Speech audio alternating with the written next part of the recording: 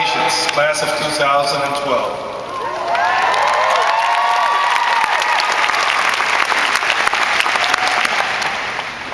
Welcome, Archbishop Myers, trustees, regents, distinguished faculty and colleagues, students, parents, family, guests, and friends. One part of your journey of transformation has ended. Another begins for you now. Along with your parents, families, and friends, I express my heartfelt congratulations and pride in what you have accomplished. For me, these past several months have been quite invigorating as my wife Josephine and I crisscross the country, meeting with our alumni, parents of our students and potential students at 23 separate events. Our journey took us from California to Chicago, from Dallas to Red Bank, and we spoke to well over 1,000 Setonians and friends over the course of this academic year. At one of the events, I was presented a book by an alumna and parent of a student, Dr. Dora Cantu. The book, titled Rediscover Catholicism, was authored by Matthew Kelly. Kelly writes that there are two things that differentiate great leaders, champions, and saints from the rest of us.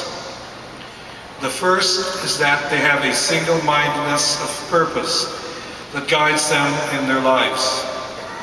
The second is that they develop habits to help them achieve their goals. Michael Jordan, he writes, as an example, wanted to be the greatest basketball player of all time. So Jordan focused on developing habits to achieve his goal. One can hardly imagine the number of hours he spent practicing his shots, studying game films, and working out. On the other hand, Mother Teresa's singular goal was to love God with all her heart and to do His will. She devoted her entire long life, 24 hours a day, 7 days a week, in His service, and let very little detract her from doing God's will. What are your goals? What will your passion be in life? Where will your journey take you? Today I charge you, Seton Hall class of 2012, to find your passion and make the most of your lives and the gifts you've been given. As graduates of Seton Hall University, and like those before you, on your continuing journey, you will be given opportunities to make your mark on this world.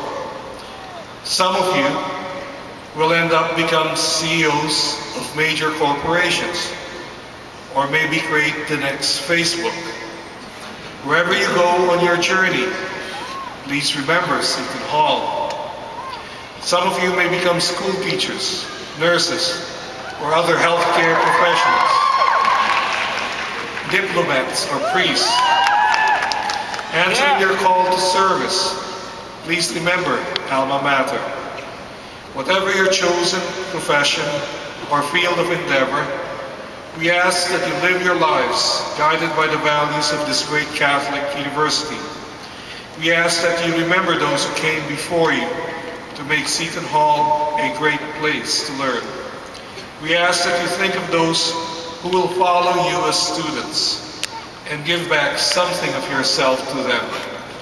They will stand on your shoulders and seek your guidance as they find their way on their own journeys. In years to come, you and your generation will be evaluated not by what you gained by yourselves, for yourselves, but by what you have done as servants of others, your country, community, family, indeed the world. Never cease giving back to those who look to you now as leaders with great potential and great gifts. When you turn your blessings you have received into blessings for other people, then you will be leaders through servant leaders. Peter Buffett, the son of Warren Buffett, recently released a book titled Life is What You Make of It. In his book, Peter writes that economic prosperity may come and go. That's just how it is. But values are the steady currency that earns us the all-important rewards. I charge you now, as you take the next steps on your journey, to take the knowledge and values you have received at Seton Hall into God's world.